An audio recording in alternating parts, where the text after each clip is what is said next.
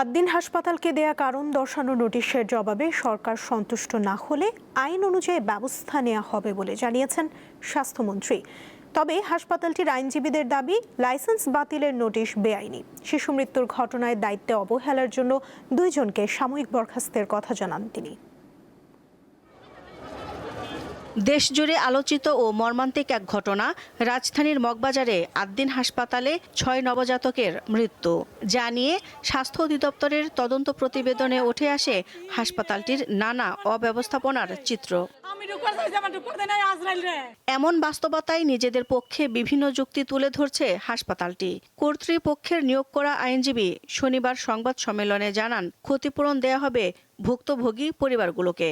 আর ঘটনার দায়ে বরখাস্ত করা হয়েছে 2 জনকে। ভুক্তভোগী পরিবারের কোনো সদস্য অর্থাৎ মা, বাবা কিংবা ভাই বোন যতদিন জীবিত থাকবেন তারা আদ্দিন হাসপাতালে সকল রোগের ফ্রি চিকিৎসা পাবেন, ঔষধ ব্যতীত। দ্বিতীয়ত, আদ্দিন হাসপাতালের মেডিকেল কলেজ সমূহে কোনো উপযুক্ত ছাত্র যদি থাকে এই পরিবারের, তারা বিশেষ বৃত্তিতে এই মেডিকেল কলেজগুলোতে পড়াশোনা করতে পারবে। সরকার যে কারণ দর্শানোর নোটিশ পাঠিয়েছে তার যৌক্তিকতা নিয়ে প্রশ্ন তোলেন এই আইনজীবী। আর কর্তৃপক্ষের শাস্তি দাবি করেন মারা যাওয়া এক নবজাতকের পিতা। আমরা অলরেডি মামলা করেছি এবং আমরা যারা এর সাথে সরাসরি দোষী সাব্যস্ত হবে তাদের সর্বোচ্চ শাস্তি আমরা আবেদন করেছি রাষ্ট্রপক্ষের কাছে। আমরা শাস্তি অলরেডি অবশ্যই চাই, কর্তৃপক্ষের একটা শাস্তি হোক। আদ্দিন হাসপাতালকে তারা 72 ঘন্টার ভিতরে কারণ দর্শাতে বলেছেন যে কেন হাসপাতালের লাইসেন্স ক্যান্সেল করা হবে না। এই মর্মে আগামীকাল বিকাল 5টার ভিতরে কারণ দর্শানোর জন্য চিঠি পাঠিয়েছে।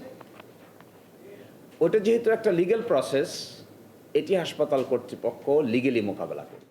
ওই ঘটনায় সরকারের অবস্থান কড়া বলে জানান স্বাস্থ্যমন্ত্রী। শনিবার সাংবাদিকদের প্রশ্নের জবাবে সাফ জানিয়ে দেন, কোনো ধরনের অনিয়ম সহ্য করা হবে না। আমরা রিপোর্ট পেয়েছি, বিকালের ভিতরে আমরা একটা এর সিদ্ধান্ত নেব।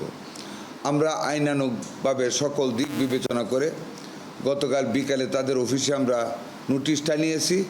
আগামীকাল রবিবার বিকালের মধ্যে এরা উত্তর দিতে হবে কেন তাদের লাইসেন্স বাতিল করা হবে না। গত 27 মে আদ্দিন হাসপাতালে একসঙ্গে 6 নবজাতকের মৃত্যু হয়। আইনানুগভাবে যতটুকুন পর্যন্ত যাওয়া দরকার। দিলশা দানি, দীপ্ত সংবাদ, ঢাকা।